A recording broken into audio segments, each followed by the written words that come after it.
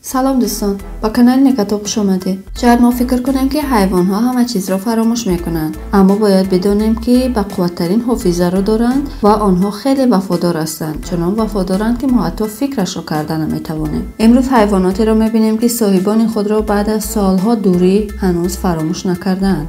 و البته این لحظه های دیدار خیلی لحظه های احساسی و گریه آور هستند. تا آخر برنامه با ما باشید و لایک موندن را فراموش نکنید.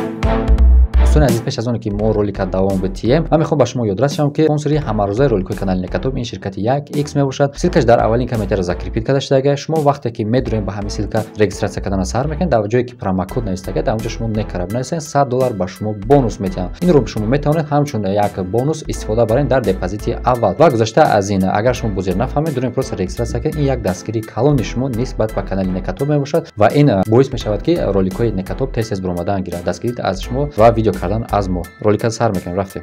وقتی که صاحب این سگ در بیمارخانه بستری بود، این سگ هر روز به در بیمارخانه رفته صاحبش را انتظار میشد. بالاخره این انتظار به آخر رسید و آنها همراه صاحبش همدیگر را ملاقات کردند.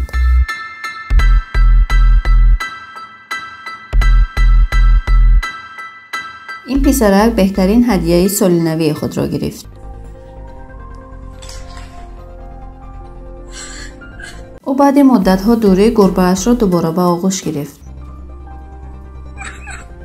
حالا لحظه دیدار این دریاگرد با دوستی دریاییش را تماشا کنید. یک زمان مردی دریاگرد این ماهی را درمان کرده بود و حالا دوستی آنها به 25 سال میرسد. در اینجا لحظه دیدار گرگ‌ها با صاحبشان است. آنها 2 ماه از این صاحبشان دور بودند.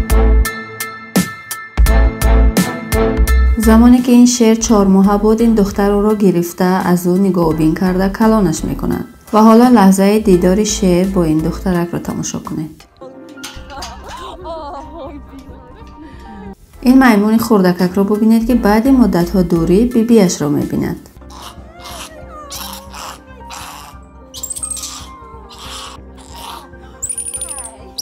این پرنده زیبا وقتی که چوجه بود زندگیش را این زن نجات میدهد. به آنکه پرنده را به قفس اندازد، او را آزادانه نگاه و بین کرده به او آب و دانه میداد. حالا این پرنده که کلان شده است هر روز به دیدن صاحبش می آید. اینجا دوستی زن با فیل بیمارش را می بینیم. او هر روز به خبرگیری فیلش می رود. فیل هم از محبت زیادش در نزد این زن به زمین افتاده می خوابد و زن او را نوازش می کند. پسرک بعد 1 سال سگش را در آغوش می گیرد.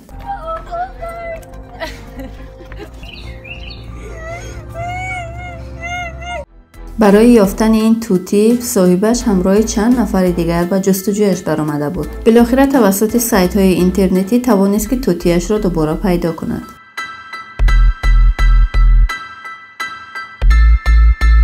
این سگ بیچاره به خاطر کرانتین مدت 1 سال صاحبش را ندیده بود و حالا آنها با هم ملاقات کردند. و اینجا دوباره لحظه خرسند کننده دیداری سگ با صاحبش را میبینیم. این صحنه تماما فرق دارد. سگ وقتی فهمید که گاو را برای کشتن میبرند برای او گریه کرد. صاحب گاو که آدم مهربانی بود وقتی گریه و زاری سگ را میبیند گاو را دوباره به جایش میآورد. و حالا خرسندی سگ را ببینید که دوباره در کنار گاو نشسته است و آرام است.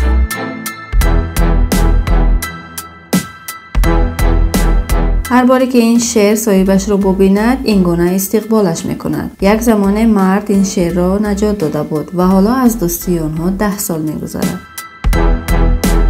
این سگ گم شده بود و مدت 10 ماه اهل عائله کوشش کردند که او را یابند. حالا لحظه دیدار را تماشا کنید.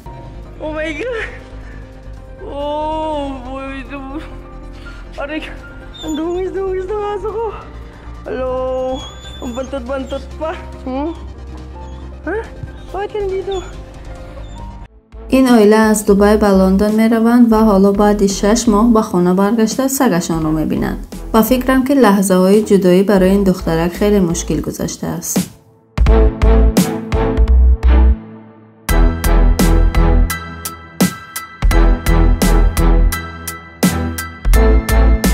مرد مدتی 10 ماه سگش را ندیده بود. حالا لحظه پر از احساسی دیدار این دو را تماشا کنید. 2 سال پیش این سگ گم شده بود و زمانی که صاحبش او را میکافت کسی دیگری او را به خانه‌اش برده بود.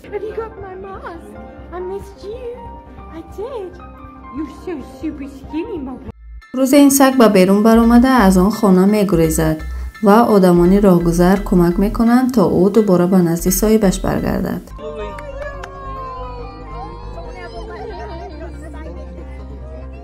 این سگ زمانی همچون سگی چوپانی کار میکرد و وقتی که به نفقه برآمد از صاحبی اصلیش جدا شد. حالا لحظه دیدارش با صاحبش را ببینید. 13 سال پیش این گربه گم شده بود و بعد این قدر سالها او دوباره به آغوش صاحبش برمیگردد.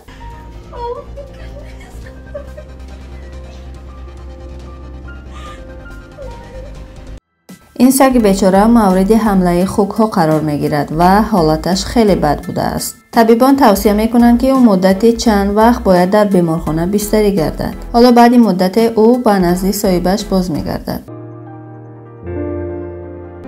세 마리는 새 주인 만나서 적응을 하고 보냈고요.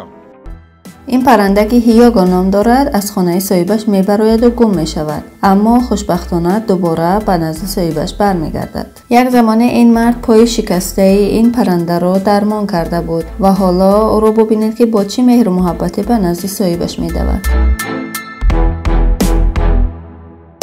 این سگ همراه گاو مدت 6 ماه است که دوستی دارد، اما روزی با سبب نامعلوم سگ گم می شود و دیگر به دیدن گاو نمی آید. حالا بعد چند ماه دیدار این دو را با هم دیگر ببینید. وقتی این شیر را از چنگ مسئولان سیرک نجات دادند، نصف وزن بدنش را از دست داده بود و خیلی لاغر شده بود. او را برده در مکانی باز در باغ وحش گذاشتند، اما از خوردن دست میکشید. پس از مدت او دوباره با صاحبه اصلیش دیدار میکند و خیلی خرسند است.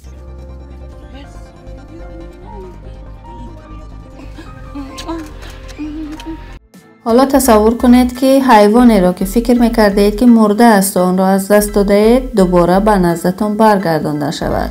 این لحظه پر از شادی را تماشا کنید.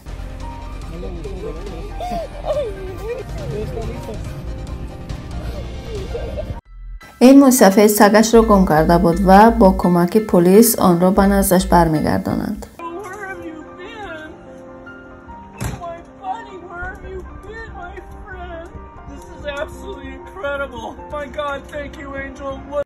ملاقات زن با این کنگورو هم خیلی جالب است. هر سحر فیل‌ها به این مرد نزدیک شده با او سلام علیک میکنند.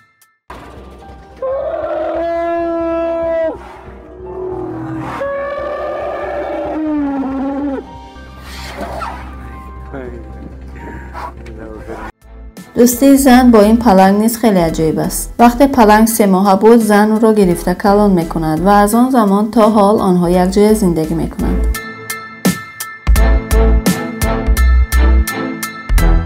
این میمونچه صاحبش را مدت 1 سال ندیده بود.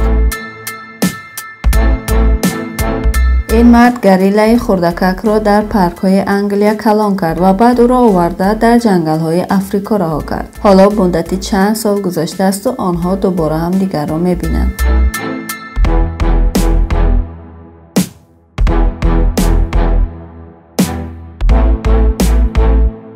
صاحب این سگ در ارتش کار میکرد و سگش او را خیلی یاد کرده بود.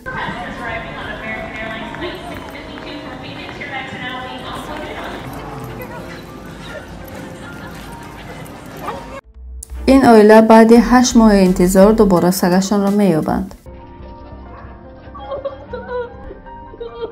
این شیر کیارا نام دارد و لحظه دیدارش را با صاحبش تماشا کنید.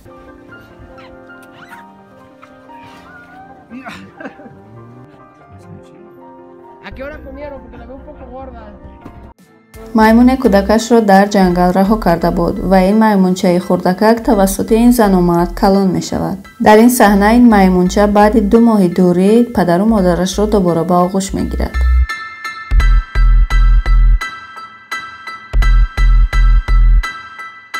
این سگ بیچاره در کوه گم شده بود و بعد 2 ماه دوری او را یافته به سایبانش برگرداندند. حالا دیدار این مرد با اسب دریایی را تماشا کنید.